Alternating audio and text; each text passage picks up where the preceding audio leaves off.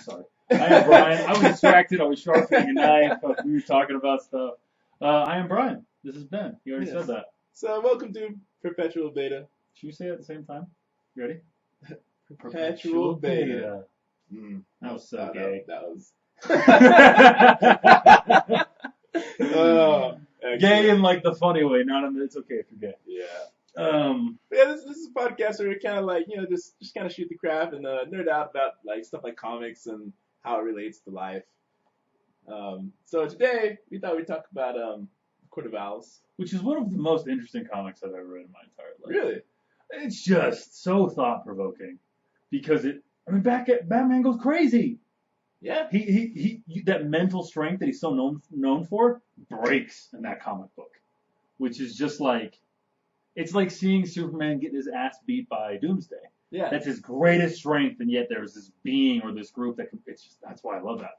I think that's part of what I really love about the comic is that like that really gets tested about him. Like he's known for his like mental strength, for his strength of will, for like figuring things out, and yet that is like the thing that like he really gets tested in this comic, and I love that. And it's interesting because the opener even says like he's talking about how you can see like a degree of arrogance in the opening where he's talking about like he's naming off these villains he's fought as he's like fighting them in like Arkham. And he's talking about how, like, they're simple and cowardly, and predictable, but he's like, well, but every now and then something hits me that I didn't really see coming. And it's great foreshadowing for, like, how the comic plays out, where it's just like, because throughout a lot of the comic, he's just like, no, I know Gotham. Like, It's like, I know everything that happens in this city. Yeah. Nothing is hidden from me. Yeah. Except for an entire organization that rules everything. Yeah, with the Court of Owls. So, I'm not going to apologize for spoilers because you had 5 years to read this. Yeah. No apologies, guys. Come on. No apologies. So, I guess, what else did you really love about the book? Like I said, the vulnerability. But seeing, and I guess that's really like kind of my whole thing about the entire comic book. Really exploring why his parents make him so vulnerable. Because that's not the center of the comic book, but that is a huge part of like, he resists the idea of this thing because he believed it as a child, he disproved it as a child, and now he refuses to consider it. And it's kind of exploring those mental blocks that everyone puts in their heads. I've put mental blocks in my head. I'm sure you have. And sometimes that'll take years and years to get over. And it's kind of exploring that happening with Batman as well. And that's, just another reason, kind of what I said earlier, but another reason why I really like it. Yeah. Honestly, the timing of this book for me reading is really ironic. Yeah. Because I kind of fell into this vein of like research early last year of like kind of the art and science of like human decision making. Mm-hmm. And kind of like my New Year's resolution actually for this year was like I want to like really examine the way I look at the world.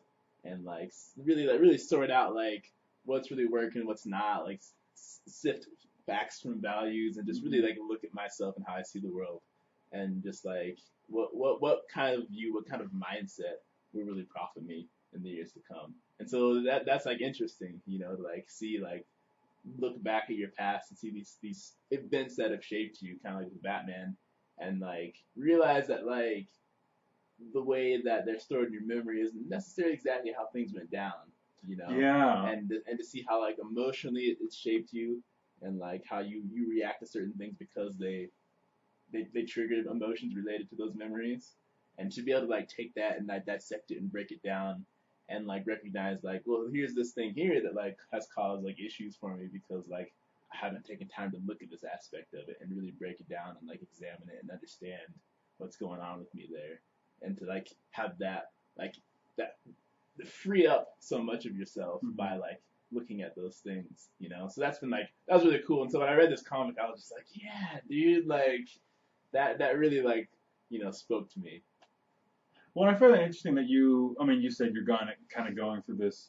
Well, your New Year's resolution is kind of to explore your life, why you're doing things, like your mindset behind what you do. And I feel like a lot of people I know are going through that right now. Me personally, I didn't make it a New Year's resolution. I've just noticed, thinking back on the last year, maybe a little longer than a year for me, is that I've kind of been in that state of really understanding why do I do what I do? Why do I think what I think? Why do I react the way I react? And I feel like I mean, maybe that's an age thing. Maybe when you get to a certain age, you go through that thought process. Maybe it has a lot to do with what's going on in the world and what's going on in the world. But I just find it interesting that there's so many people in my life that are going through the same thing, that are kind of exploring and defining who they are and what they're doing. And I guess that's kind of a maturing stage that everybody goes through. Yeah. Also ironic that it takes how long for Batman to finally go through that stage and not be such an egotistical dick. I mean, he's the most. He proves it though, but he's he is a very cocky, confident superhero. Well, I mean, there's a fine line between like hubris and arrogance. I mean, hubris and like confidence. Yeah. Like. Well, I heard this guy. I remember I worked at a Ford Crating company. For OB, original Becca, for her parents, and I met this guy who worked for the CIA. And I just moved some crap into his house to carry some things. And we were talking about confidence. And he said the difference between confidence and cockiness is understanding your ability. So if you're just talking about what you're able to do, it's not like cockiness. It's just, I understand my abilities that I can do it. But when you're kind of stretching the truth a little bit, that's when you get into the cockiness realm. And that's, of course, not a standard truth. But it really helped open my eyes kind of at a little, it was 3-4 years ago at this point. But that really, I remember that conversation specifically, because it kind of made me go on a very introspective route and how I looked at myself. Because I very much, people tell me I'm a cocky or confident person. I've got that, both of those stereotypes pretty much my whole life. And so for me, understanding that is very important. Yeah. For me, it's been reading a lot of like scientific studies on like human decision making. Because I mean, like, platitudes and, all those things that you hear, like, church and like inspirational people are great, but at the end of the day, I've always craved things. I'm like, there's got to be some way to like actually prove what thought processes are actually profitable, and that's kind of like how I kind of like got on this whole route of like introspection. Was like, I'm like, oh, there's actual science that I can actually measure like how profitable like a way of thinking is. Like, there's actually people who've done like years of research, decades of research into this, and have like contributed, to this. This lots of information out there about it now. There is. And like you can look at your own thinking and realize like, oh, and there's throughout history, there's all kinds of good stuff. Like a couple of really good books I've been reading recently. I started reading I read Nate Silver's book, The Signal to Noise. Okay. I don't know that book. I read really good. Okay. Philip Tetlock's book, Super Forecasting, The Art and Science of Prediction. It's literally right in front of my face right now. Yeah, it's right there. Because I've been studying it recently. Yes, you have. Carol Dweck's book called I think it's just called Mindset. Yeah. And you were telling me about that earlier. I'm literally downloading it on Audible right now. Amazing. Like life changing. Like that book by Carol Dweck, like those other two books have been great, but like Carol Dweck's book especially, like I found out about her because I read about her in Philip Tetlock's book. Okay. And so I was like, let me check this lady out. And so I saw like a couple YouTube videos about her. I was like, I'm gonna get this book, and like, dude, like, light shined upon my life. Like, there's so many things that have happened in my life that have like led to me being the person I am today, and I'm like, that and that and that. Like, these are the things that have caused me to like become this person. Now I know what I need to correct to like really bring out like my full potential. That's been so enlightening for me, is to understand, why am I the way that I am? Because that, at least, I mean, it doesn't fix everything, but it really kind of gives me that power, that understanding to change those things. Why do I have a tendency to act emotionally in this specific, or when people call me this name, why do I think about, if people call me fat, it doesn't even matter if I'm, 200, well, I'm a big person, P.S. So if I'm, at 225 pounds, decent weight for myself, people call me fat, I'm going to look in my mirror and see myself as fat. Or I can be 260 or 210. And it doesn't matter what weight or what I'm at. If people use that word, it is so sensitive to me. And so understanding that has given me power to kind of overcome that a little bit. And I just love that I think it's really important to understand your own weaknesses and your own faults and your own propensities to act in irrational ways. So you can change that. Yeah. And I think it's a huge element of the book, The Court of Owls. Like Yes. when he's down in that labyrinth. I was literally, as I was coming here, I told him I was watching some videos, some Comic Story, and some other people do, they kind of give you a verbal run through of the comics, and so I was going over those for this podcast. And that moment when he's in there, and the Talon is beating his ass, and they kind of deactivated the lights. The other Court of Owls could see him, and he's communicating with the owl. It's just such a vulnerable place for him to be, and you see like they go and they decide, oh well, the youngest person to decide, the youngest member of the Court of Owls decides, which is it's kind of sad because this little girl with a mask holding a teddy bear, and she's like, oh, you should hurt him more.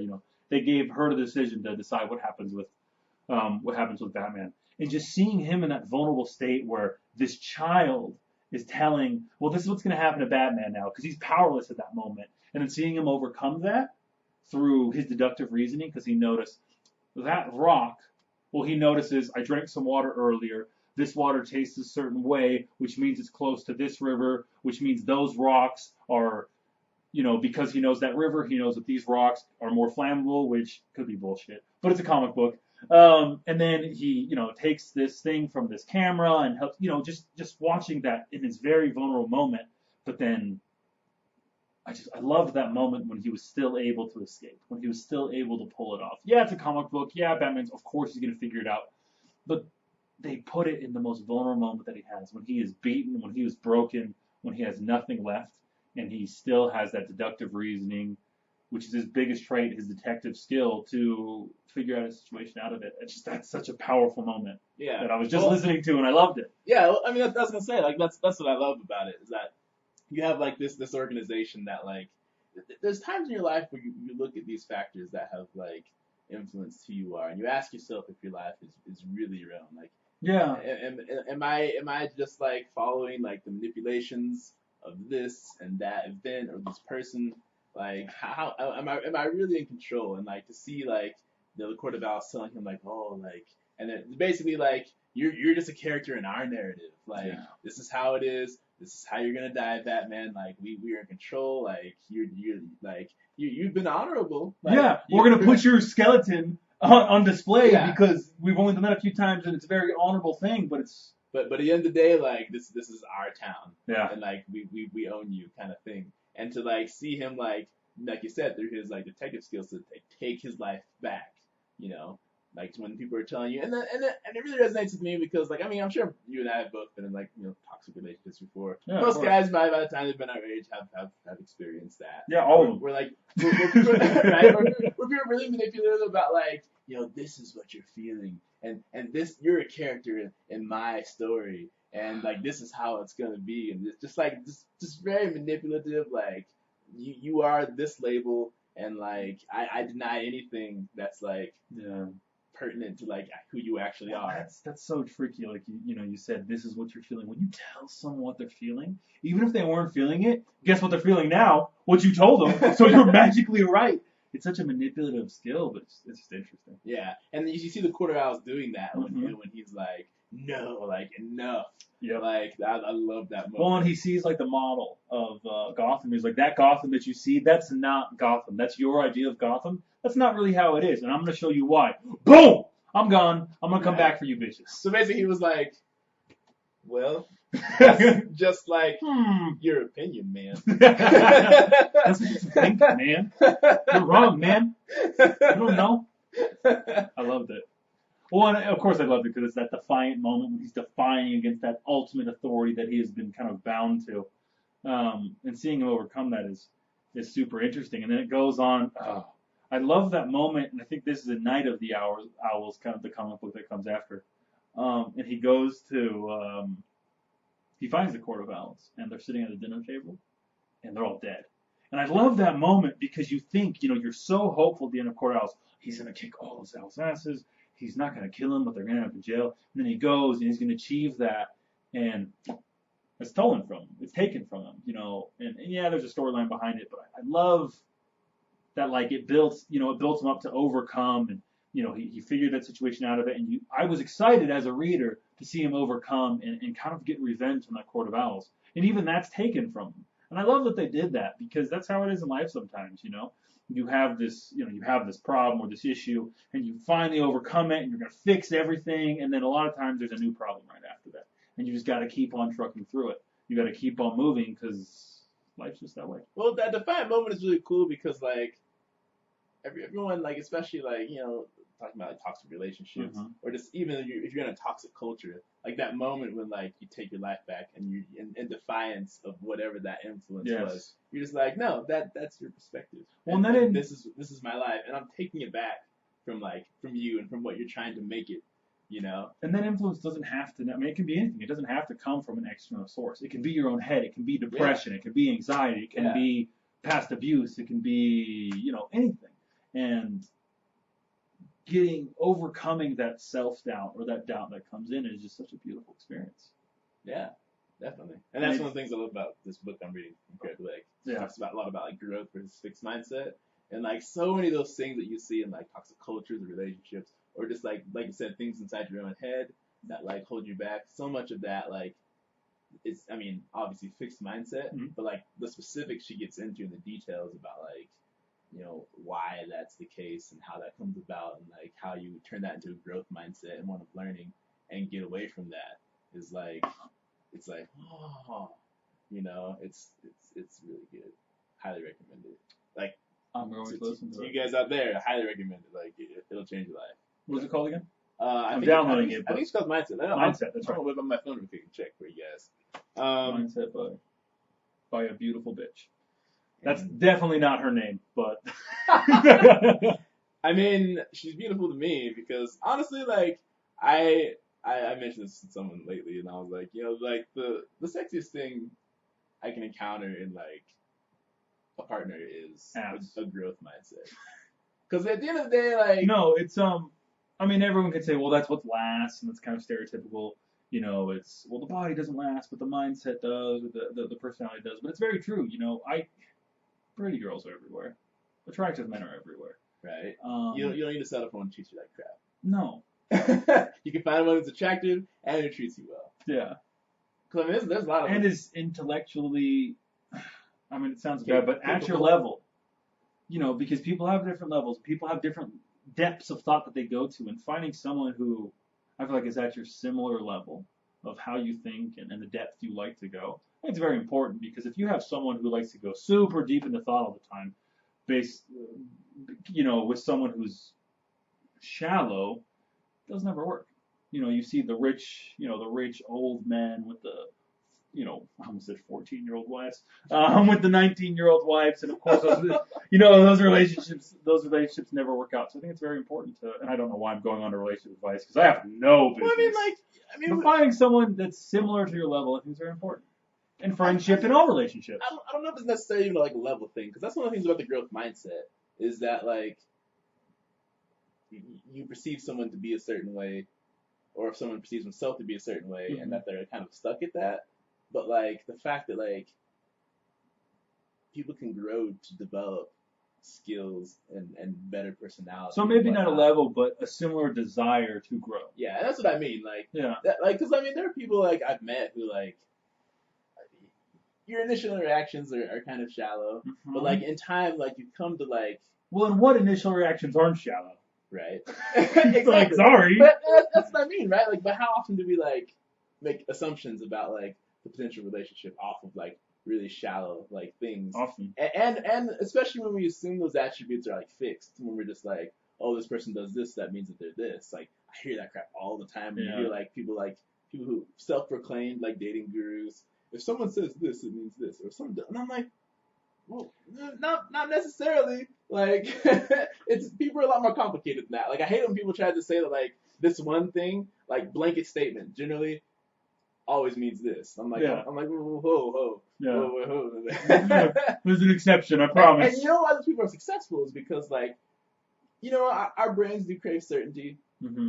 That's why political pundits who are really inaccurate in their predictions are famous. Because like when you tell people things that impose certainty upon the world, like it's soothing to the mind. Oh, and like, it's so intoxicating to listen to. The feeling of knowing is seductive.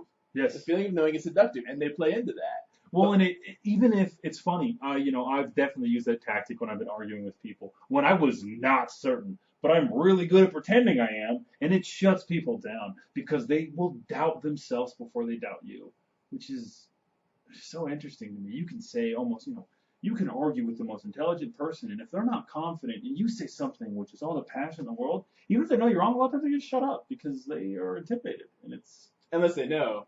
unless they know. But even sometimes when they know, people just give up because that that certainty, like you said, is very intoxicating, and it draws in support, and it's a good trick that people use to draw in support, and hopefully the people that use it actually know what they're talking about, but not everybody. We'll look at the election. Yeah. I was watching I sat down with my parents yesterday.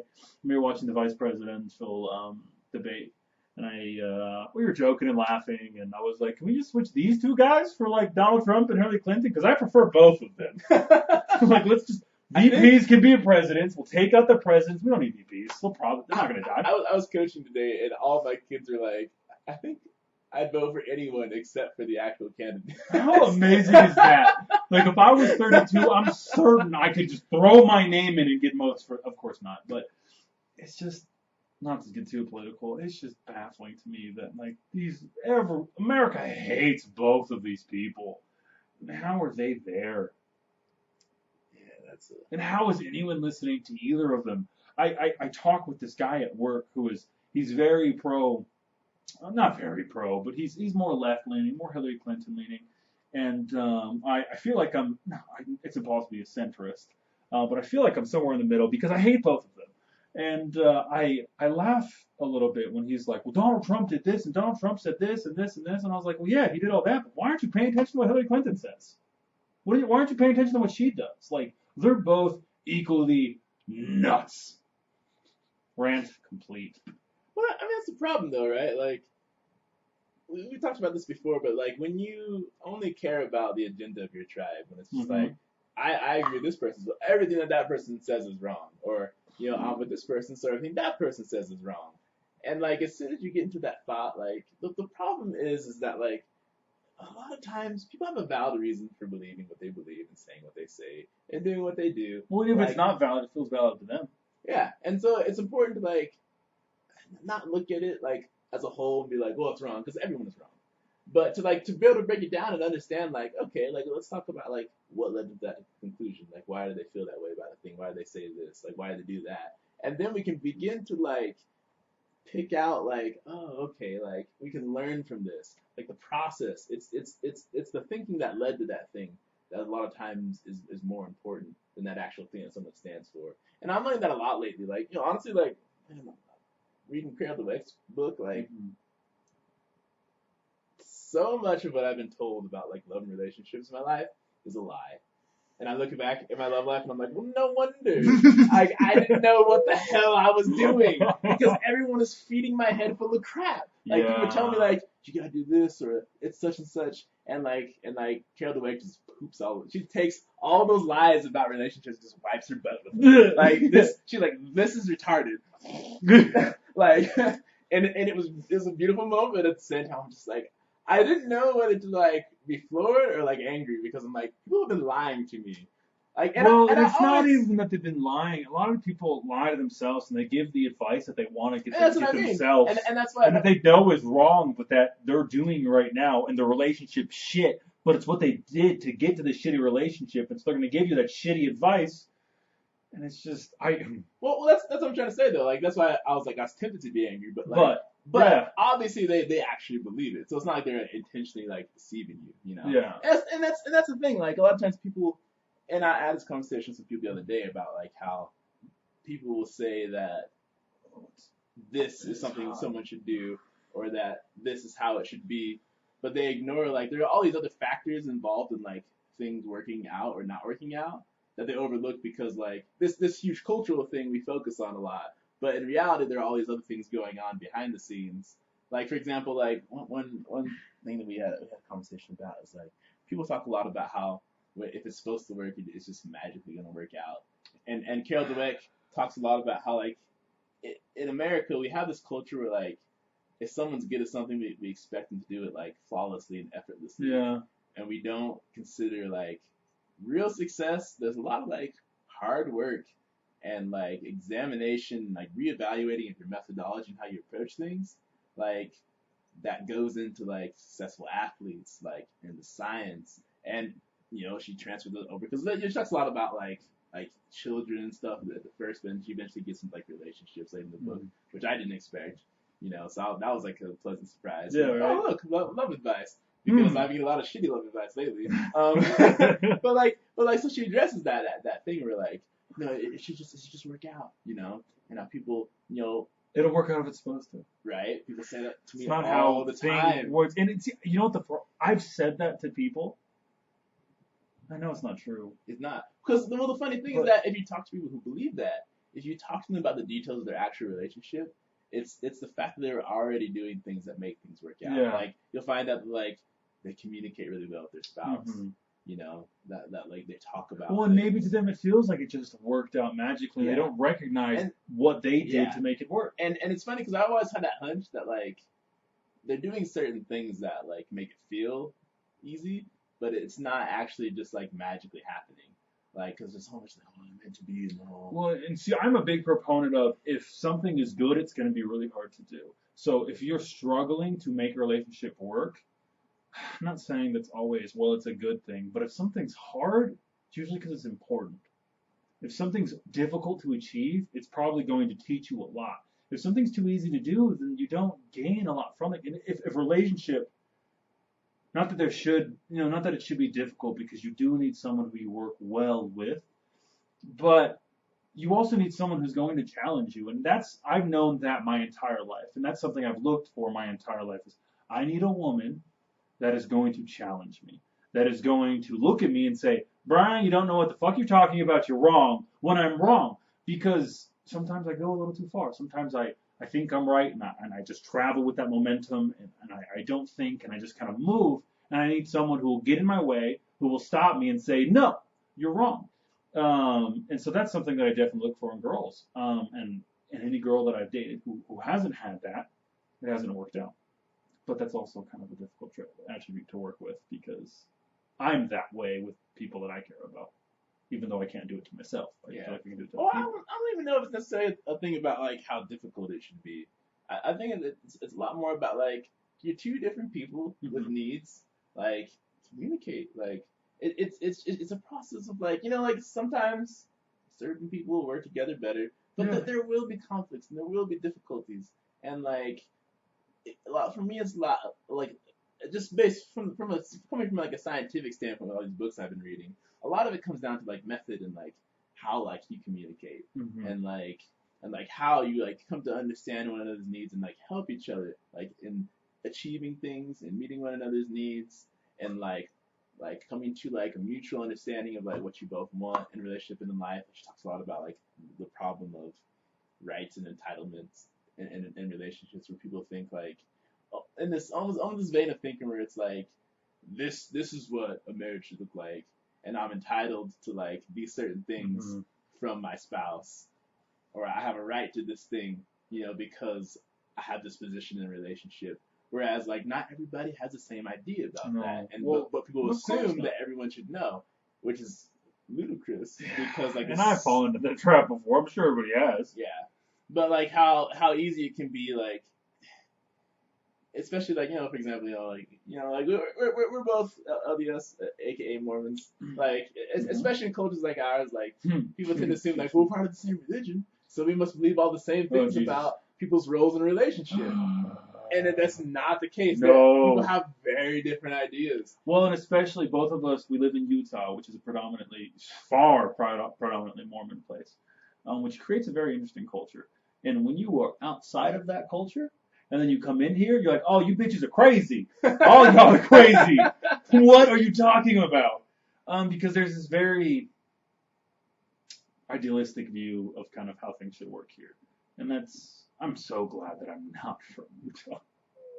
And luckily I'm moving soon. Not luckily, but I need to get into a different culture, into a different area, because it's fantastic in some ways and very toxic in others. Well, the ironic thing is that, like, in the actual teachings, there are a lot of, like, these, like, good principles and methodologies. But, like, the problem is like, you know, like cultures, it is the nature of culture to mutate and evolve over time. Yeah. And if there's no one there to like, I guess, regulate, no one To guide that change. If there's no one there to be like, wait a minute, like let's step back and think about this. When there's too much groupthink, when it's too much like, well, we all like, no one has a problem, so we must all agree, right?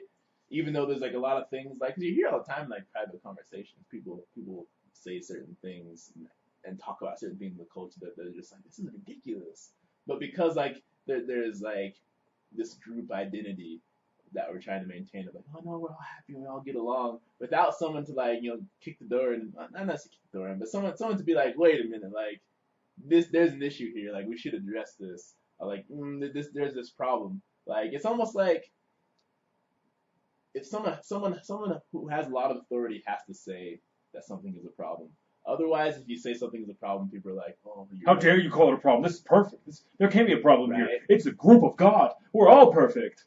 It's okay to like have an issue. To have an issue with something and to criticize something. You know? Even doubt. You know, doubt is a very important but dangerous thing. You know, you can doubt yourself, doubt your church, doubt your choices of education, doubt your words. You can doubt everything, and it can take you down a very dark path. But there is a very healthy amount of doubt.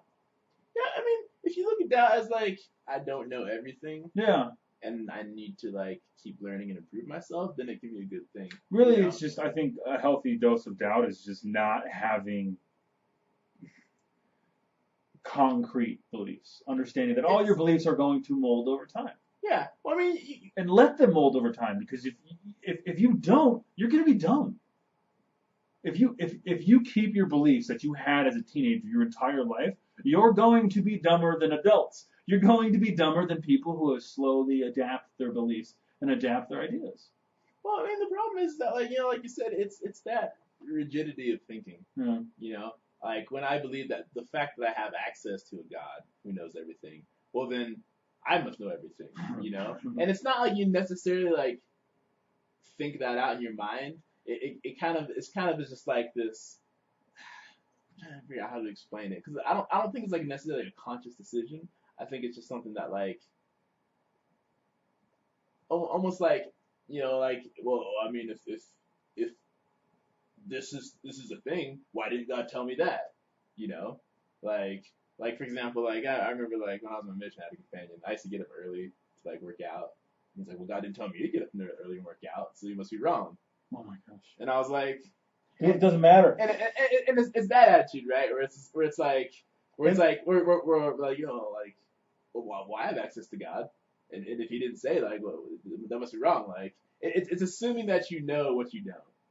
That it's some people call it the God complex, and I think that's what's frustrating for people like outside of religious groups, like looking in, seeing like, they think they know everything, they think they have the answers to everything. Like, super frustrating. But if you really understand like what's taught in the scriptures, like we are told to acknowledge that like God knows everything, but you don't. Yeah. Like that's why you have to consult Him, and that's why you have to like question. Well, and something unique about the Mormon Church is I don't think that most people in the church, and this of course is open for debate, but we don't believe that God has always known everything.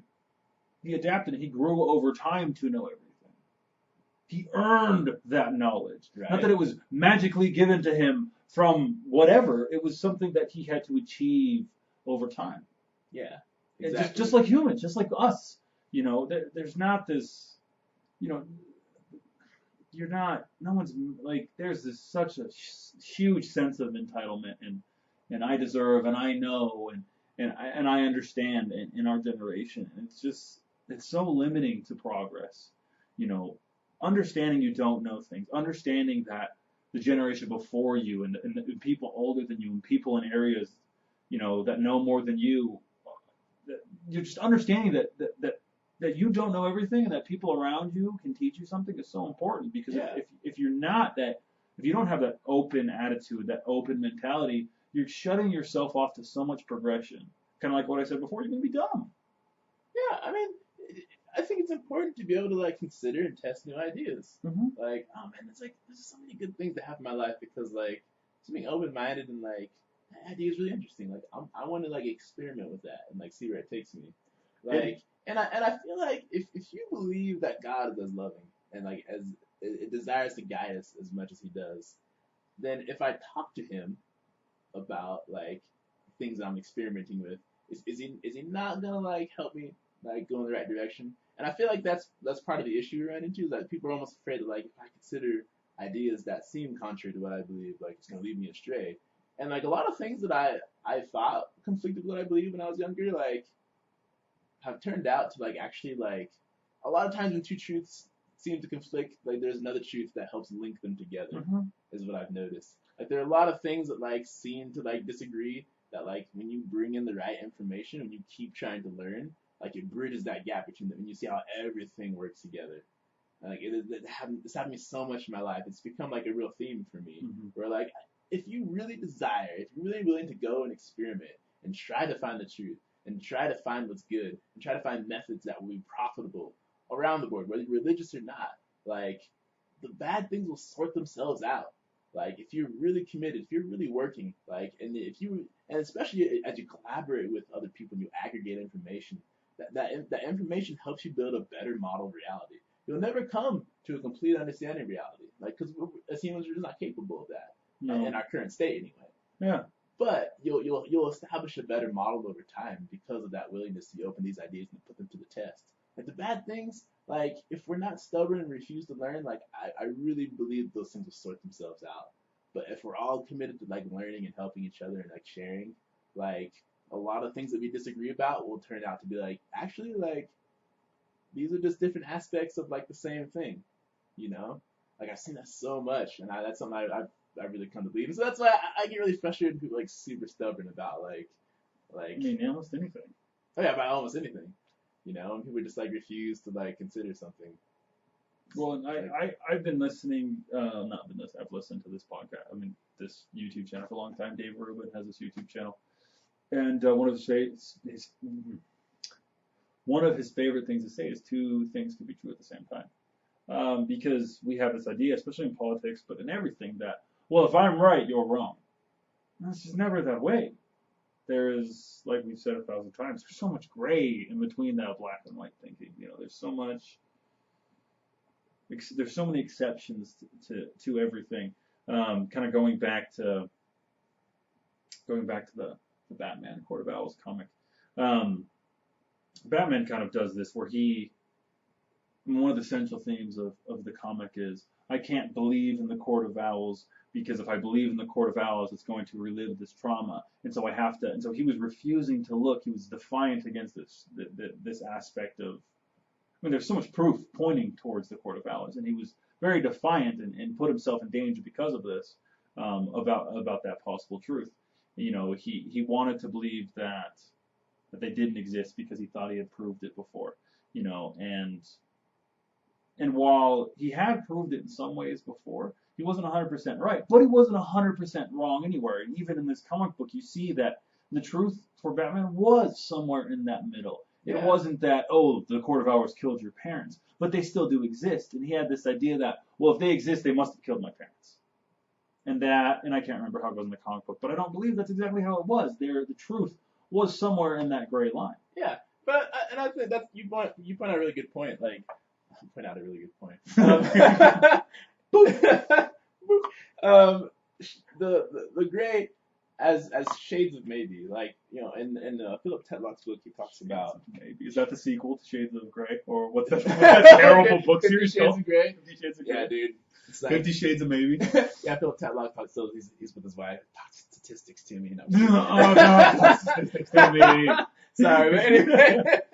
No, but he talks about like our mental dial and how a lot of people are like yes or no, and then like some people like, you know, a little better, like yes, no, maybe, but like, you know, like but it should be like yes, probably yes, maybe yeah, like yes, degrees of kinda maybe. Yes, not sure, like it's like tons of degree of maybe. What you do is that like as you're like coming across new information, like you weigh it and like according to like how much weight against what you already know and what you've already discovered. Yeah, and then according to how much that information weighs, you move it along that dial of maybes, so that like it's like the weather, you know, like the weather that's a form of prediction, it's a science of prediction. So like 70% chance of rain, so there's a better chance it'll rain than like a 30% chance day, but like it could still not rain. Yeah. So if it doesn't rain on a day that the forecast says 70% chance, the forecaster wasn't wrong because there was still a 30% chance that it might not rain. That's one of my favorite things when people get mad at like forecasters.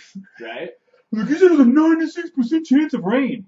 He also said it was a 4% chance of not raining. Eventually, that's just going to happen. Right. I'm sorry. So and what that means is that if you were to rerun that day, and 70% of those simulations it rained and 30% it didn't. And so you have to be able to look at life like that. Like so many, a lot of people like conclude like I had a guy, I called a guy out in church for this actually, where he was talking about like, well, when you do good things happen, and that's how you know it's good because and I'm like, no, Nope. sometimes you do perfectly like because I had the complete opposite idea of for a very long time of if you do good things, bad things are going to happen because evil resists good, which is very black and white thinking as well. Right. But no, it's not one or the other. No, like, never. Sometimes I will admit I'm someone who does believe that there is a degree of randomness and uncertainty in life. Like I don't think that like God has his plans, he's doing his work, but I don't think that he like every single little thing is like contrived by him. No. I think that like like the joke is boring. God playing dice with the cosmos. He set some things in motion and he's gonna guide you through it, but he's not gonna like contrive every little thing like people say, this thing happened to me. Like for example, I got shot some time ago, and I've shrapnel. Hold on, I'm sorry. What? You didn't hear about this? No. The shrapnel in my hand. You got shot by a bullet? It was a ricochet. Okay. But, okay. No. I think you did tell me about this. Yeah. I was gonna say. I was like, I thought. Man, so anyway. No, I think you did. You did. But you were like, I got shot, and I was like, whoa, because I think last time you were like shrapnel. Yeah. So anyway, so I have shrapnel in my hand. And it's fine, thanks to great medical people. A little shout out to those guys. So like it was on a Sunday when I was out shooting with my roommates who were also LDS. You sinner! Well, that's the thing. How dare you!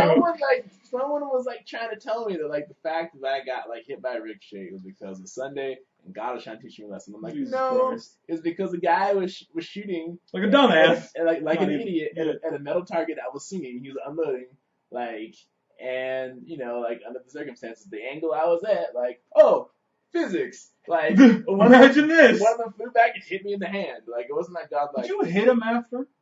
No, we left because, like. You should have hit him. We got out of that in a hurry, man. Like, cause like, like. You were like, I've been shot! This is the best place. Where was it? Just right about here. Yeah, okay. You can't really see it anymore. It was huge for a while. But, like, I mean, getting hit here was, like, one of the best places to get hit. Like, if that would have been, like, an eye. Or like testicles, like I got hit in the balls at work today. Oh! But like it went into my hand.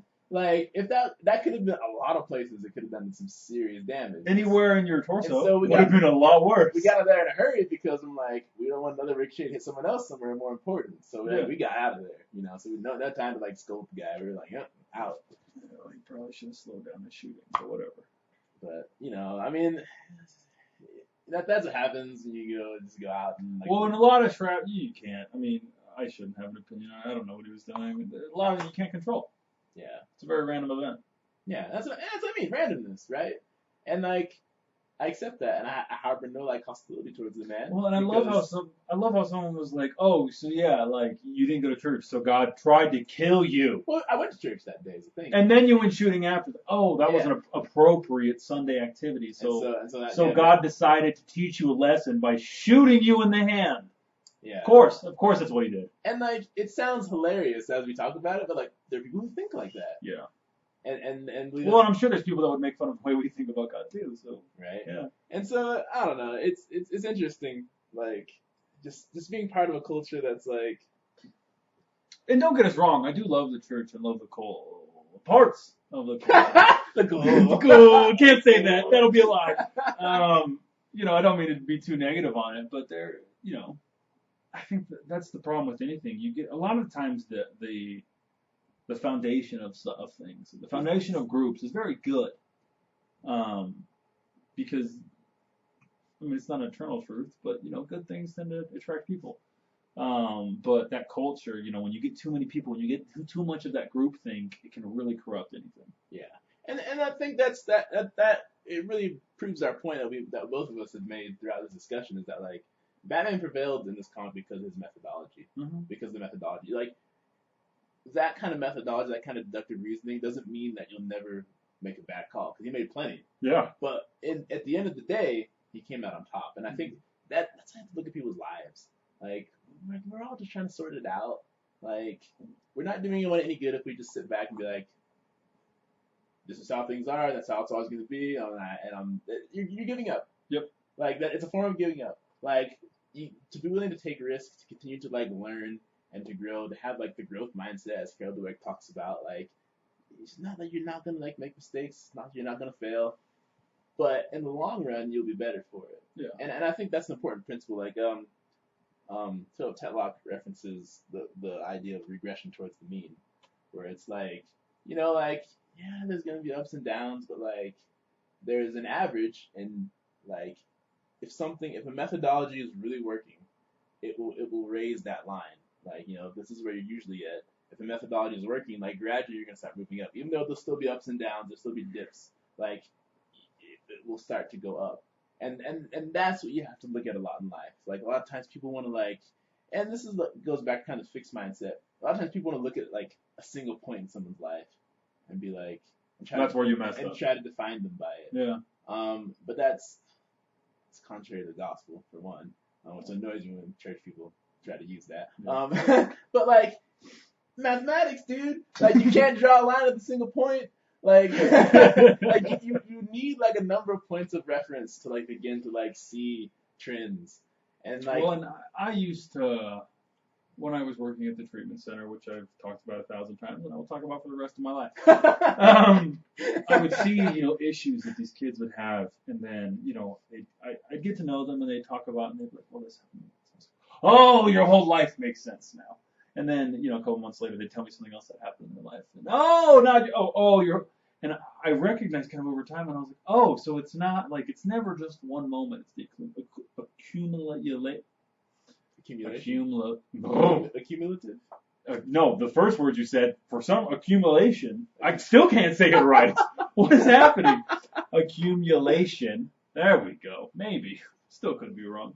Of lots of events that you, and sometimes, this specific attribute could go back to one specific moment, but it really is how that moment happened and how you thought about that moment after, and in any communication you would have had with anyone in your life about that moment. There's so many of those variables. There's never a clear answer to why you are the way you are, or why you do what you do. Yeah, and I think that's why a lot of people struggle when this whole like finding yourself kind of thing, and like being. Well, a lot of people get lost at that stage of life and finding yourself, and they feel like they never find themselves. And I think a lot of people, this is kind of the time when you find people. Of course, people fall into drugs and alcohol and whatever at any point in time. But I just know personally in my own life, with the people that I know, I find that a lot of people at my age,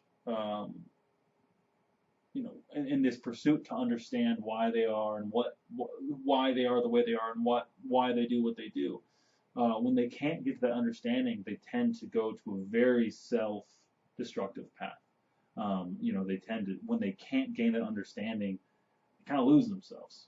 Yeah, and I think a lot of that problem is because, like, in many ways we've been trained to, like, focus on, like, this is the idea, this is the thing that happened, or this is the idea that will fix everything, but it never is. Like, it really is a methodology. It's a mindset of learning. And I think that's something I've come to, like, look for in, like, friends and, like, the people I keep close to me and, like, relationships. Like, there's a lot of relationships that have ended in my life because, like,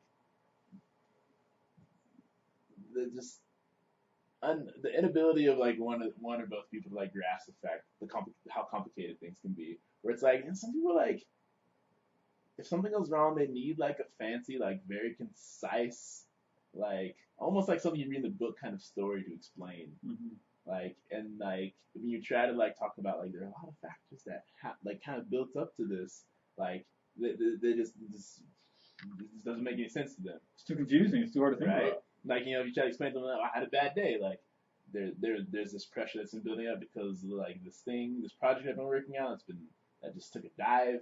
Like, there's, like, I'm like, having stuff going on at home with, like, or, like, with a friendship or something. like all those things that can factor into like maybe you like just saying like maybe like one thing or like maybe like showing up late to a date, and it's like it's weird like how like some people like can hear those things and understand like how like these variety of like variables and factors can like oh okay like there's a lot going on like and like try to like understand like how they can help, but how other people like if you don't have like the kind of story that like you would hear from the not to sound insulting but from a pulpit like like this magical story about like why this happened or why there's this great tragedy, like they just can't, it just doesn't make sense to them.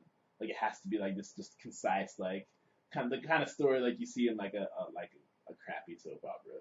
Like if it's not explained that way, it makes no sense to them, and it's baffling to me. A lot of people have to have these. I mean, I laugh a little bit when people tell me, well, I mean, how many, I guess this is kind of hypocritical to say, but how many people have you like seen in church when they go into church and they're like, oh, well, they're new in church and like, oh, I moved here because I felt like God wanted me to move here. Or I moved here because God told me to move here.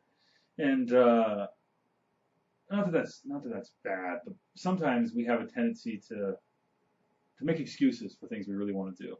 And to say, well, it came from God, so I'm going to do it. Or I talk about this with my older sister. We have siblings who, have a tendency to say, well, I prayed about this, so I know it's the right thing to do.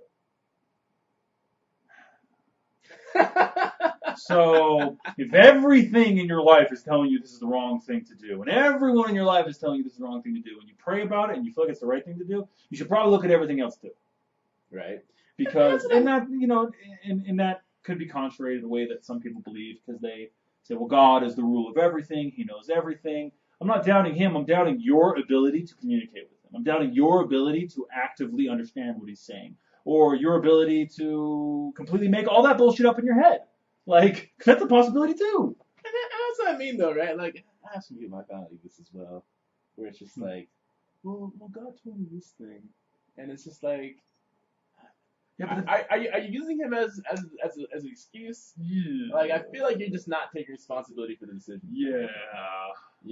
Where it's like, because I feel like at least not to get like too personal, but when I talk to God, like he expects me to do the work, to do the research, to sort crap out, and like anything that he says, like. Well, we both believe that God is a God that wants us to progress and learn. And so if this being were to just give us everything we ever asked, what would we learn? Of course, there's got to be challenges, right? Of course, there has to be teaching moments and progression.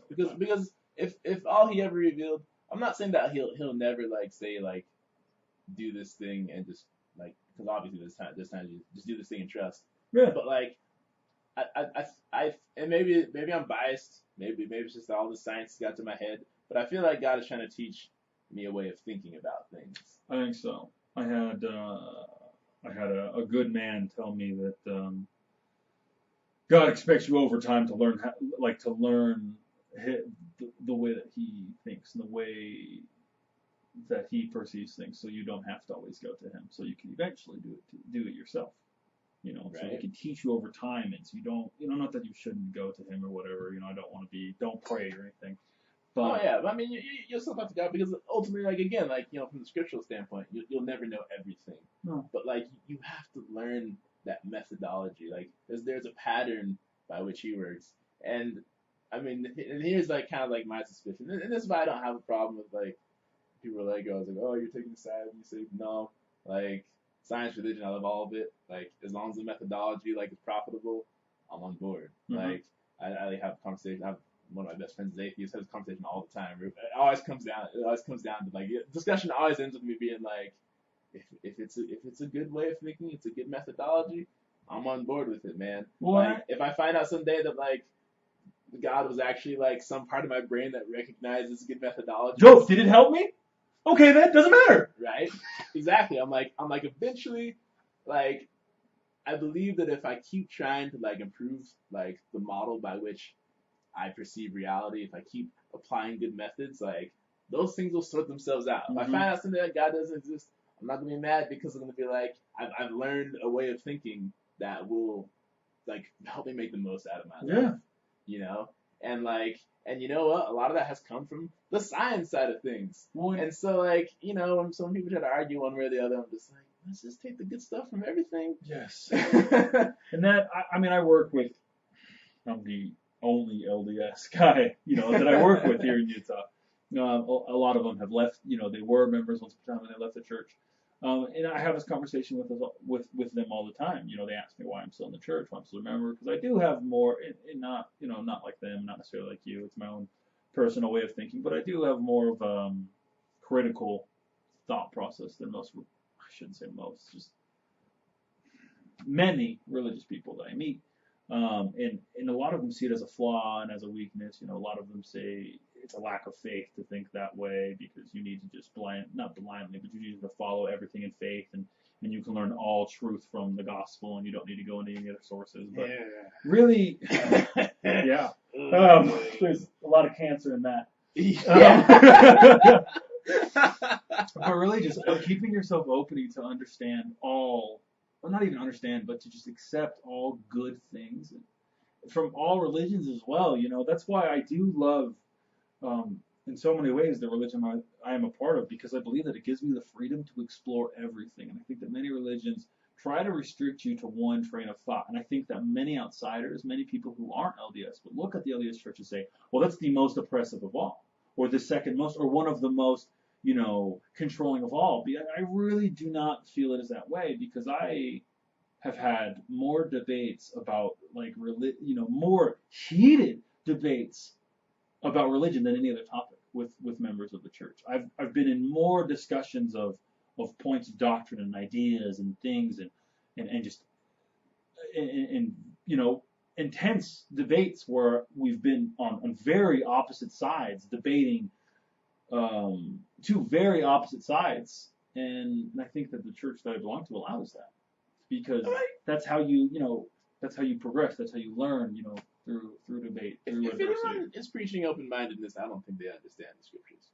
Like that. Closed-mindedness, you mean? I mean, that's what I mean. Yeah. Gotcha. If anyone is preaching closed-mindedness, then you don't understand the scripture. I don't think they understand the scriptures. I'm sorry.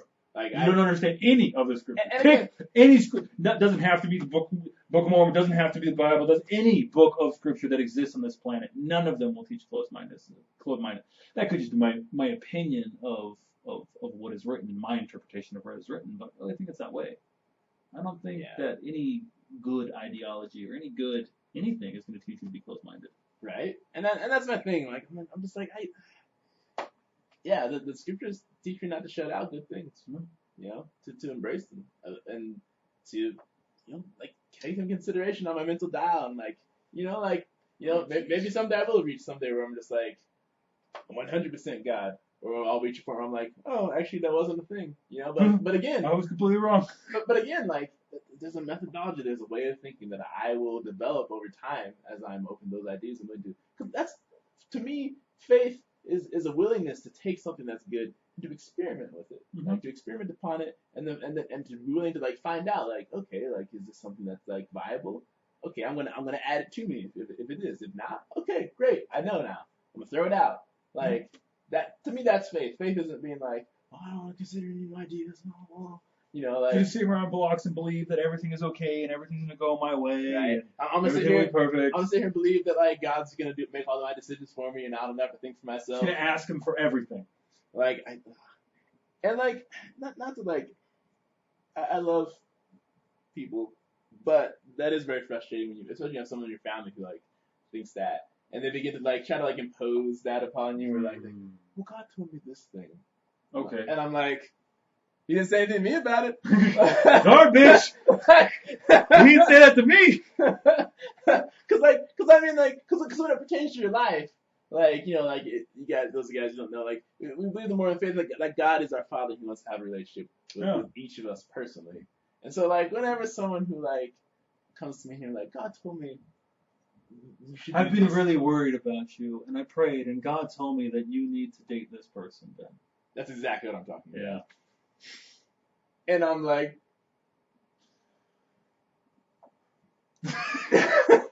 frustration boils. Yeah. You don't want to make them mad, but you want to tell them they're dumb. And it's just, if you believe that me doing something is a good idea, then fucking tell me. And don't try to hide it by like, I know you won't listen to me, so let me tell you that God said it, so that like you'll be like, because he has more authority than me. You have to listen to now him. now you have to listen to me. I'm like, I see through that, and I'm sorry for swearing, like, but like I'm not. that drives me nuts. It really is so frustrating. I'm like, you were literally like, just like, you have this giant spoon full of bullshit, and you're just trying to, like, you're just shoving it down my yeah. throat. I'm like, own up to like, if you feel really good about this thing, that's great. Admit to that. Yeah, tell me, I felt really good about this. Like, yeah, I may have prayed about it, but I want you to think about this. Right? Approach it that way. Yeah, and that's fine. Like, someone's like, you should consider this. Beautiful. I'll think about it. Yeah. I'm probably going to. Even if I tell you, fuck you, no. When I'm driving away, I'm probably thinking about it. Exactly. And it's the willingness to, like, because to me, like, you know, we're going to talk a lot about religion today. But, yeah. but I believe that if God is everything that I have learned He is in the Scriptures, then our freedom to choose is paramount to Him. And like anyone who tries to tell me that all of a sudden like God's like, no, you have no say in this. This is how it's going to be. Like, no, God lets me make decisions. Like He'll say like, you know, there will be consequences for making bad decisions, and better things will happen if you like apply a better methodology towards life. But in the end, like, to me, like, a true act of love is to, like, allow someone to live their life and not try to, like, manipulate and control them into, like, living a certain way. Like, I don't see God as a manipulative, controlling person. It's like, do these things that will help you, but you don't have to. Well, and that's the way I look at, you know, a lot of people have a problem with rigid ideologies in general, not just specific churches, but any church, any ideology that tells you need to do things a certain way. It's kind of like Barbosa from the Pirates of the Caribbean, and they talk about like the rules of pirating. Like, they're more of guidelines. That's really how I perceive commandments and any law, any command from God is. It's not you have to do this or you will be destroyed. If you go to the Old Testament, it's a little bit that way. But it's very much of this is something that I have learned through my entire existence. Use this; it can help. Choose. And that's the way I perceive everything that God has written and had his representatives write. And all of His commandments are not that they're, I mean, if you follow them, you will have success. And it's merely someone giving you tips on life. And that's the way I perceive those. Yeah. Well, because, I mean, you talk about, like, destruction. Like, a lot of times that destruction is eventual, right? Mm-hmm. Like, and that makes sense. If you make self-destructive decisions repeatedly, of course you're eventually going to, like, reach the point of self-destruction. But I have a problem with people who, like, where it's like an immediate thing, where it's like, if you screw up at all, you're screwed. Mm-hmm. You're kind of, because screwing up is just something that happens in life. Yeah. Like I had that. I mean, I've had those issues with many people in my life because I've made tons of mistakes, and so many people have been so fearful of the mistakes that I've made. Oh, you've lost your soul and you're going to hell. No, I made a mistake. And I'm learning from it. Come back to this. We can fix the shit. Right. Hopefully. But I mean, but that's like that's another like huge like thing, and like is the idea of redemption. You know what I mean? Like, and again, like this is another point, in like talking about methodology. I think this is something that like, and that you can see in science and religion is that like, like you can make a bad call, but like you can apply yourself towards recovering from that. Mm-hmm. And like that happens in life. Like you fail at something. You like reevaluate, you try, you analyze it, you adjust, you try again, and like look now this works out better for me. Mm-hmm. Like, and so like I have a problem when people like make it sound like when you make a mistake you're doomed. Yeah. Well, because and you shouldn't feel that way when you make a mistake either, and when you do, it slows your progress down. When you feel like, I've made this mistake and I will be forever damned, or what, it's such a retardation of growth. Yeah.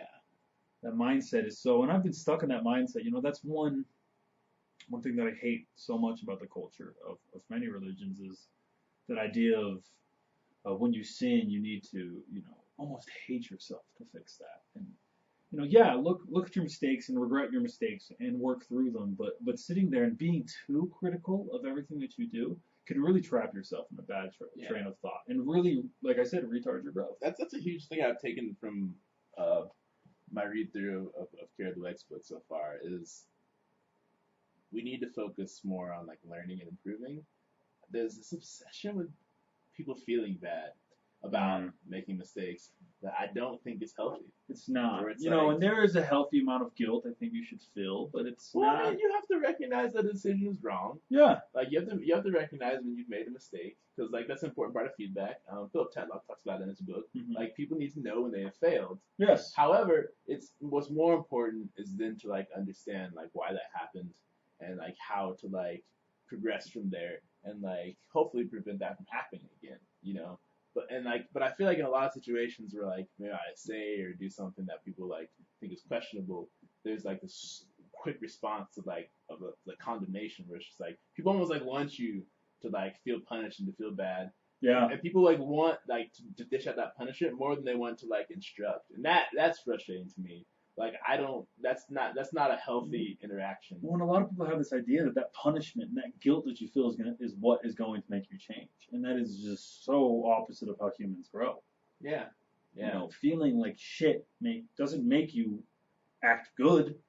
Feeling shitty doesn't promote good good ideals, good progression. Right. It is a distraction from that. And again, that's something that's taught in the scriptures. There's a scripture that bitter fountain doesn't bring forth good water. Mm-hmm. Bitter fountain brings forth bitter water. And there's in particular there's one story that's particularly fond to Mormons about. There's this guy who was trying to destroy the church from the scriptures. His name was Alma. And an angel like allegedly struck him down and was like, stop trying to destroy the church. Yo, bitch, you're being an asshole. Right. God's mad. And so he was like kind of like, I guess in a coma, so to speak, for a number of days where basically we'll say he's in shock. Yeah, he's basically in shock. And I think we've all like been there where like you just feel so awful about something where you just sit and dwell on it. Yeah. And so he's in like a state like this, but it was realizing that he had an opportunity for redemption that brought him out of it and caused him to turn his life around. Focusing on something good, focusing on something that gave him health, and that in that aspect, in that story, it was focusing on Jesus. Yeah. But focusing on anything that promotes positive thought is what can pull you out of that. Yeah, exactly. It's that growth mindset, and so like I think that like that part is what when someone is struggling, we need to try. A lot of times people already feel shitty. like a lot of like we underestimate how like there's times where I wear a smile on my face, but inside I'm like I'm really good at being critical of myself. I'm really good at making myself feel guilty. Right. I don't need your help. A lot of times, I can't tell you how many times I've told that to family members. Right. And other leaders and other people. I don't need your help to feel bad about my mistakes. I need, if you want to help, I shouldn't say I don't need it because I'm sure I do. But I don't need that criticism of my mistakes. I need that. Like help me learn. Yeah, you did mess up. This is how you fix that. Exactly. Or I've been there before. This is what I did. Maybe that can help you. And I think when it comes to helping people, like that's what we should be striving to offer. So many people think that they're like almost doing God's will by making you feel crappier about something. Yeah. And I don't.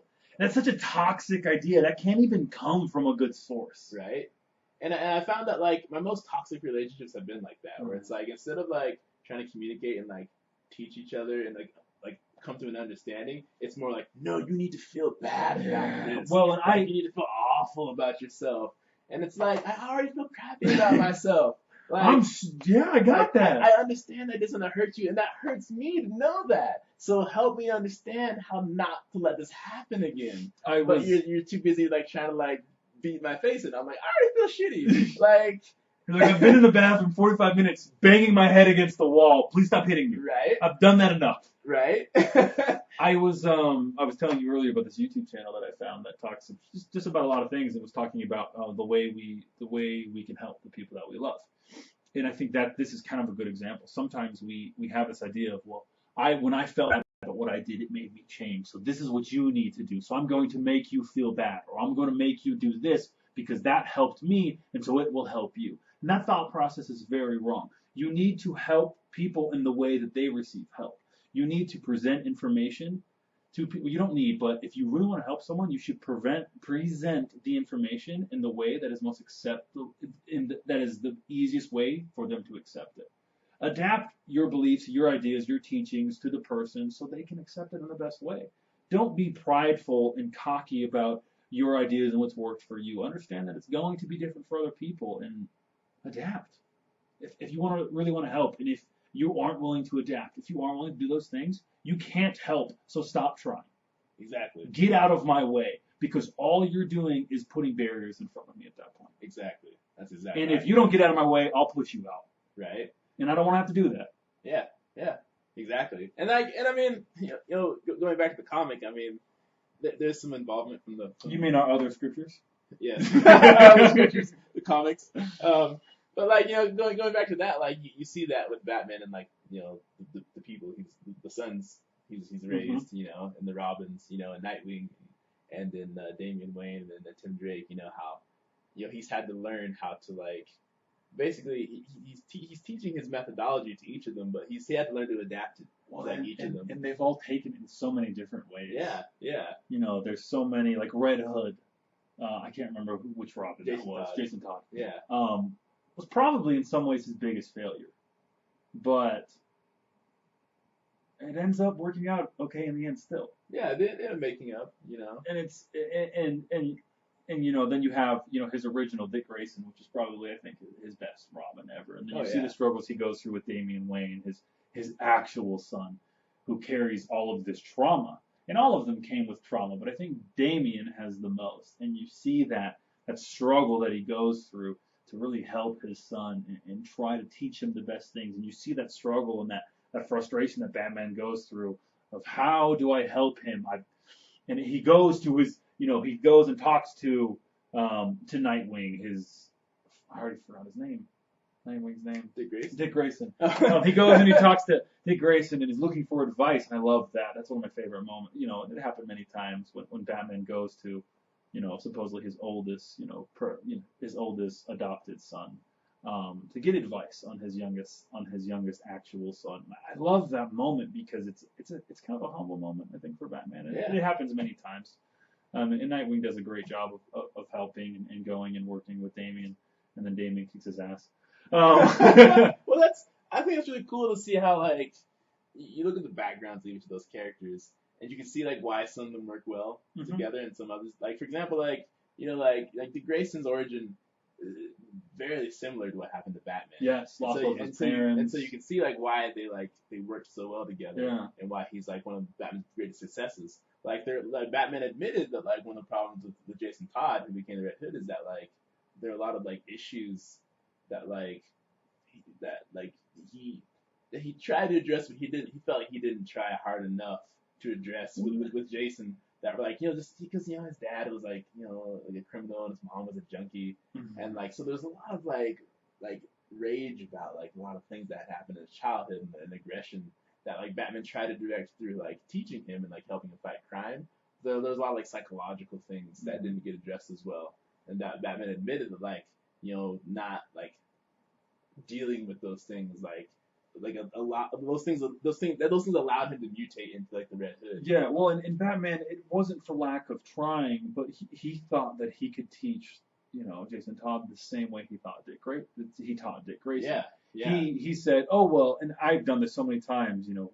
You see someone and you see so many similarities in them to you that you think that the same things are going to help you that help them. And he saw, well, Batman saw him, and he lost both of his parents. So what helped me, over my loss of parents is going to help him. But it wasn't that way. It was, that stereotypical, what helps me is going to help you. And you see that fail for Batman. Yeah. And Jason Todd. Yeah. And it's interesting because, like, and not completely, because Jason Todd still does come back and help. Yeah. And supports and things. But a lot of it is because like Jason, like he sought other mentors and he had to like a lot of it he had to work through himself. Yes. And so that's really interesting because like some of his mentors were like like criminals like while he was like abroad. So I actually read that comic, the Lost Days. Yeah. Where it talks about the lead up to him becoming the Red Hood after he was pulled out of that Lazarus pit. But The Lazarus. Another interesting relationship there is a lot of people say, and I haven't read as many of these comics. A lot of people say that like the Dick Grayson Batman was better for Damian Wayne than actual Batman, his father. Yeah. And it's interesting because I'm like, I guess it makes sense because like I guess Dick Grayson he was raised by Batman basically after his parents were gone, and Damian was raised to be an assassin. Batman wasn't necessarily raised to be an assassin. He had a trauma and he trained abroad. Mm-hmm. But like it's almost like, and I think another huge element of it is the fact people mention this a lot, but like the fact that like Dick Grayson's a lot more positive, and like Damian like kind of needs that. Like Batman doesn't have as much of that positivity as Dick Grayson does, but that positivity is something that like Damian needs to offset like the fact that he's been bred to kill, And positivity is not something that existed in his life. Right. His mom was Talia al Ghul, and his grandpa was psychopath Ra's al Ghul, right? Who loved raising people from the dead. Super Jesus complex. Right? But he totally does. He does. That I think my favorite Robin really is Damian, because seeing that struggle that Batman goes through and seeing that parental frustration that he goes through, one made me feel like an asshole for what I put my parents through. And not that not anywhere close to what Damian does. I don't carry around a sword. I carry around a small knife, so I guess that's similar. But just seeing that frustration, that problems, and that vulnerability that comes out in Batman, that you didn't see in not even in Jason Todd do you see like just the depression almost that Batman goes into for not finding success. And I really love the Injustice comics, even though they're kind of based off a video game, which is even more made fun of in the comic world when comics are based on video games. But seeing Batman and his son, Damian Wayne, fight and are opposite sides almost the entire time. Yeah. And you see in those fights Batman trying to reach out and teach in those teaching moments, and you see him fail again and again and again. And I just love that he doesn't give up.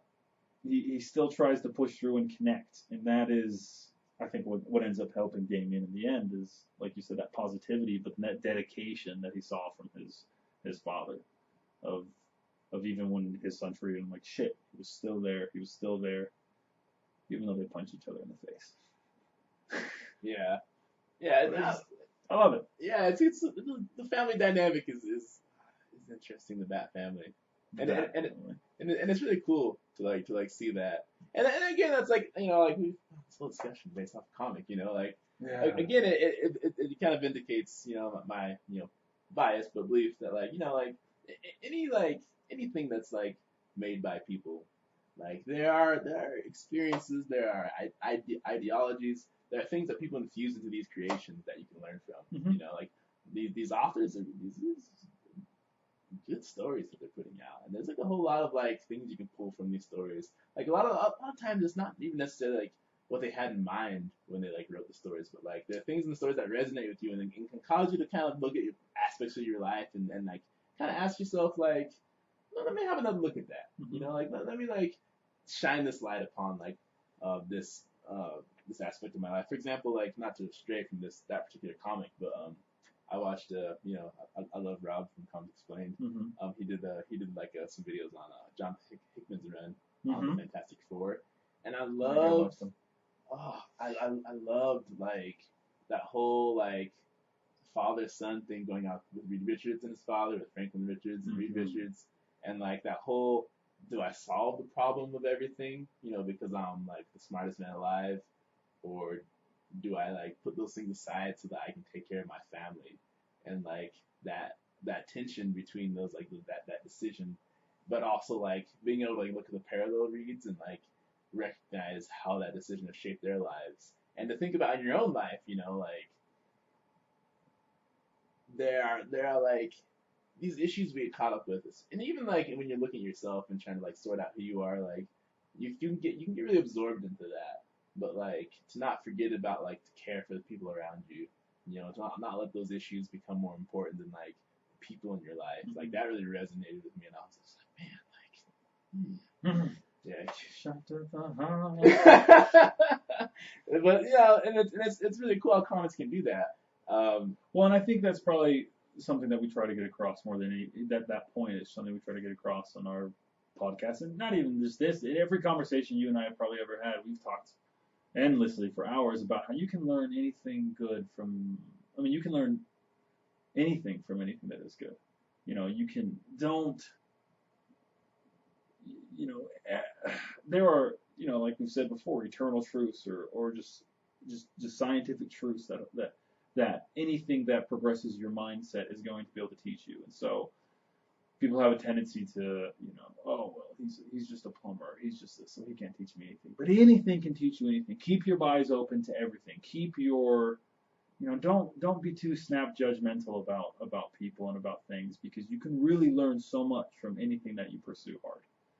And I think that's just so, for me, is so important. I've learned. I was telling a friend not too long ago about an experience that I had where I was getting off the freeway, and I got off the exit and I was about to turn left to go into work, and I saw this guy on the freeway, on the side of the freeway. He was homeless, and he had some sign. I don't remember what it said, but he was looking down, just staring at the ground, and I could see tears coming out of his face, and I could just tell that he was so ashamed to be in his position he was. And I looked at him and I realized, man, if I wouldn't have had the right people in my life at the right times, I could have been exactly where he is. Right. And that was very humbling for me. And I don't remember if I had money to give to that guy at that time. I've seen him a few times since then, just in different parts of the city. And maybe he's one of those fake hobos. Maybe he's not. I don't fucking care. What I learned from him was still important to me. Yeah. That moment of, I could be there if I didn't have the right people in my life, or the right decision. If I didn't make this right decision at this time, I could be exactly where he is right then. And I could have been homeless if I didn't have the support from certain people in certain times of my life. And just don't, just keep your eyes open, because the people can teach you anything. Anything can teach you anything. And the more you allow that to happen, the more you're going to learn, the more you're going to love every single day, because the more you're going to progress every single day. Yeah, because you're in a growth mindset. Yeah. And people with growth mindset, like what I've realized, like reading this book, those people are happy. Those people who are like they make it to the top because they love learning, they love doing things. Like I have a friend I really admire, like his name's Jake, and like he actually was a music major in college. He's become this amazing programmer because like he got into it, he loved it. Yeah. Just dove in, man. It sang to him. Yeah, man. And now he's like so good. He's like making all this money, and he's like super successful. And it's not because like he necessarily like I'm gonna be like the it was like he just loved what he was doing. Mm-hmm. And it's like, oh, like I make a ton of money like doing this. So now I'm like, I enjoy making money, but like I love what I'm doing to make that money. Mm-hmm. It's not like he's not one of those people like, and I always feel bad for these people who are like they have like some kind of like career they're in. And they just hate their jobs, and they just hate their life, and they complain about all the time. I'm just like, man, like I never know what to say to those people, because like, like as a young single dude, you're like, well then change it. But like, a lot of these guys have like families and stuff, and it's like it's not that simple. It's not at that point. Yeah. And I'm like, I'm really glad, like, people give me crap because I'm like, in the Mormon community, like when you're like our age, you're supposed to be married already. I'm not. I don't care, because I'm like. Honestly, like, I would not, like, there's so many things I've learned, like, over the past few years, and I'm just like, I don't know if I would have learned them. Yeah, if I had, like, gotten married and, like, been stuck in, like, in a certain career, and in the way I thought at that time, because based on, like, the options I had at that time, like, getting stuck is what it was looking like. But the fact that I really, like, come into, like, this way of thinking, and like into a career path now where I really focuses on like lifetime learning. Like I'm so much more satisfied with my life, and I'm like I feel like now would be a better time to like if that's gonna happen, like now would be a better time. Like back then, like I would have got married back then. I think it would really really crappy. Yeah, maybe not. Maybe you would have found someone good who would have helped you learn even more things. But that's always a possibility too. Of course, but. I mean, I feel so in so many ways the same way. I've had multiple times in my life and where I wish it would have worked out with this person. What if this would have happened? My life could have gone a completely different direction. And I've made lots of mistakes and whatever, but I'm so glad that I'm in the mindset that I'm in now. And I know that the accumulation of the mistakes that I have made and and the successes that I have made have put me to where I am now. And yeah, I wish I was further along in life. I'm 26. I wish I had the career that I want. I wish I was married and progressing in that way. I wish so many things, but right now I am shaking this shit around. It's, That's right. In the YouTube editor, there's a stabilize option I discovered. oh really? That helps that out. Oh. So I mean, still don't kick it because it's not perfect. No, yeah, no, I know. I'm not that defined anymore. But really, I'm so glad that I have gotten to where I am now, because I'm so much more humble, and I'm still a prideful fuck. But staying humble takes work. yeah, The brain craves certainty, and like if you're not careful, it will impose it and upon I the have reality such around a you. tendency to talk in certainties because it contains so much power, and that is addicting. And I have to limit myself on that. Yeah. I have to not speak that way because I know how manipulative it is, and I know that I've used that to manipulate people before. And so I try to, hold that back a little bit. Yeah, I mean, Phil Tetlock describes those cognitive biases as like gravity. Like they're there, they're a part of you. Like you just have to keep working to resist them. I mean, it's like climbing. Yes. Like, gravity exists, but you know what? Like, with the proper methodology, you can defy it and climb the wall. But it's an endless work. You just have to keep working at it, and like, that's just part of being human, man. And that's why when you realize like the role that like those psychological pitfalls play in like the life of every human, it makes you a lot more sympathetic towards people who make mistakes. Well, and it makes you more sympathetic toward yourself when you realize that Yeah. so many people have done that before, and so Right. many people have thought the same way you before, and so many people have been trapped in that mindset before. You don't feel as stupid. Yeah. And you're less likely to look at them and be like, they're stupid. Because, like, you're like, no, I understand what happened. I've been there. Yeah. Yes, yeah, I've been there. At least I think I've been there. Yeah. Somewhere close to there, Yeah. One way or another, we all gave in to, like, the stupid part of our brain. Definitely. I was listening to this idiot who I love listening to, some podcast, and he was talking about the kind of the two portions of our brain, and of course it's not two portions, and people talk about whatever, but he kind of said there's the big portion of your brain, there's a small portion of your brain. Your big portion just goes in a direction, and your job is to kind of control that direction. And that is, I think there's so much that is very true. There's so much just natural tendencies that we have. And part of maturing is learning how to kind of rodeo that horse that is our brain and direct it in a positive direction. Yeah. Not to be inappropriate, but it reminds me of, I was having a conversation with some friends the other day. Be inappropriate, baby. Yeah. I was Faggy as fuck. I was having a conversation with some friends, and like, it's interesting what you learn over time. Like, one of my friends kind of has this idea that like, if he like dates a girl who's not a member of the church, like he's gonna get himself into like sexual trouble.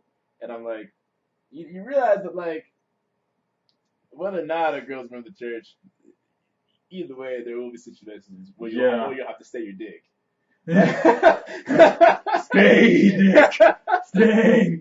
Like, if you want to be those people who doesn't have sex for marriage, like, just because you have someone who believes the same things as you, Doesn't make it easy. It's not gonna necessarily like make it easier or like magically ensure that like that what you want is gonna happen. Like, I mean, and honestly, like, and it's interesting. Like, I don't know.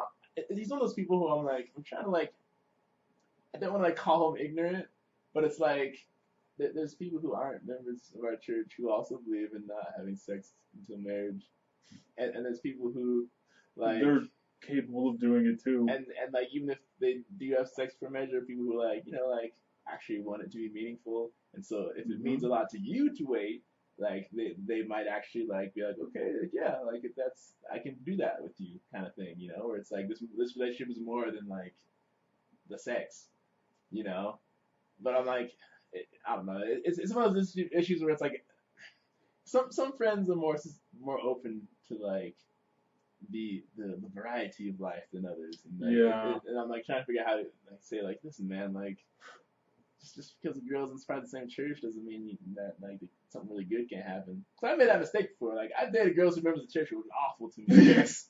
But then the other girls who weren't, but because I was a dumbass, I was like, oh well, not me, my church, no problem. But like looking back and like even now as I interact with them, I'm just like I'm an idiot. Like, she's like happy and married now. And I'm like, dude, like this girl was bomb. Like I was so stupid. Well, it's I'm sure a lot of people in our church would be critical of that thought of not, don't write someone off because they're a lot of member. There is a tendency in our church to only date members, but there's good people everywhere. Right. And this idea that the best people are inside the church, or the best people are part of this group, or the best people are dumb. Right. You're dumb. I'm sorry. It has nothing to do with what organization you're part of. It has nothing to do with what you believe. It has nothing to do with who raised you. It just has everything to do with you, and the person you are. Yeah. That's it. Definitely. I mean, even like, Philip Tetlock talks about a guy named David Petraeus, who was like renowned military figure in like the Iraq War. Yeah.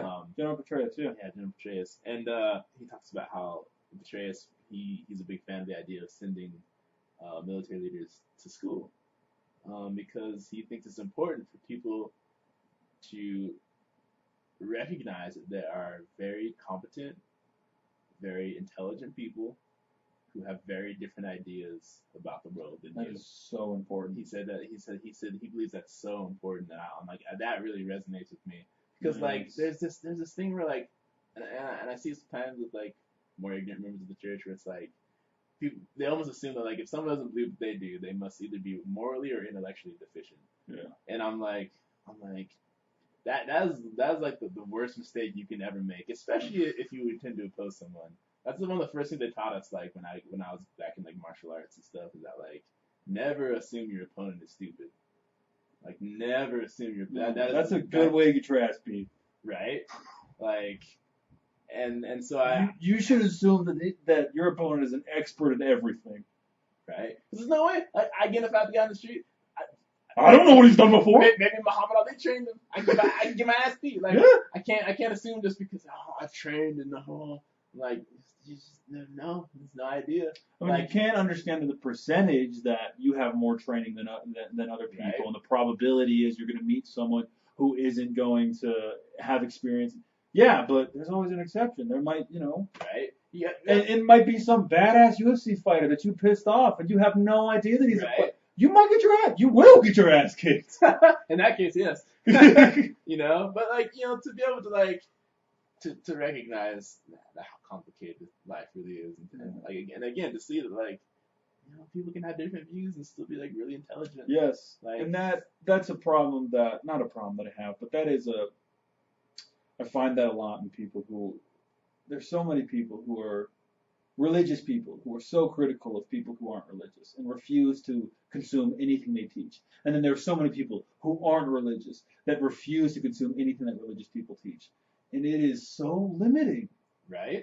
I mean, here I am, like, so much change in my life because I'm reading books about the science of decision making. Yes. And, like, those are things that, like, if I would have just stayed with what, like, I hear in church, I would have no clue. And I'd still be making so many of the mistakes that I was making. But these things would shed, like, a whole new light in my life. And I'm, like, so much more happy with myself. And what's fantastic is, a year, 2, 5, 10 years down the road, you might learn something else. You might read another book that completely shits on everything you learned from this recent book. Right? And that's okay. Yeah, that's totally There's fine. nothing wrong with that. Yeah. It's about a progression. It's about just staying open and consuming not all information you see, because there's a lot of bullshit, but having a good filter and really consuming the things you know are good. And that's the thing, like, as you're willing to experiment, like you'll be better at discerning, like, not to use the title of Nate Silver's book, you'll learn to discern better signal from noise. Like, and a lot of his book, I also recommend that book, is about that, like recognizing signal, recognizing what is noise, because there's a lot of like just garbage out there. It's just people like talking into a loudspeaker. Mm-hmm. But like to be able to like discern like what is really profitable to you, that's what matters. But man, we've been going for quite some time. How long have we been going? It's been a couple hours, I think. I was looking earlier for like a timer, and there it is, 1:35. Oh, it's not too bad, but yeah, that's pretty good. I feel like we pretty much wrapped up whatever we were talking about. Yeah, this is a really good discussion. Yeah. I appreciate this. This has been good. Got my dick hard. Right? Yeah, I appreciate you guys who are watching and people who will watch eventually when we do the editing and then publish this, you know. And I want to make this a thing, but like the end of everybody. But like, yeah, let's discuss. Talk to us about like suggest comics that have inspired you. Like, give us your thoughts about like this whole like methodology versus like the importance of how you think versus like what you think. In that whole debate. I'm interested in your thoughts on that. So let us know. Let's discuss down below in the comments. And yeah, and tell me where I was wrong. Yeah, 'cause I definitely was somewhere. Yeah, I mean, be respectful, of course. We don't. We're not trying to breed trolls here, but I kind of love trolls. I'm gonna be honest. They are kind of hilarious. It is good. As long as you understand how to handle them, like. Exactly. But yeah, it's been good. Thanks for joining us, guys. Final thoughts? Bye.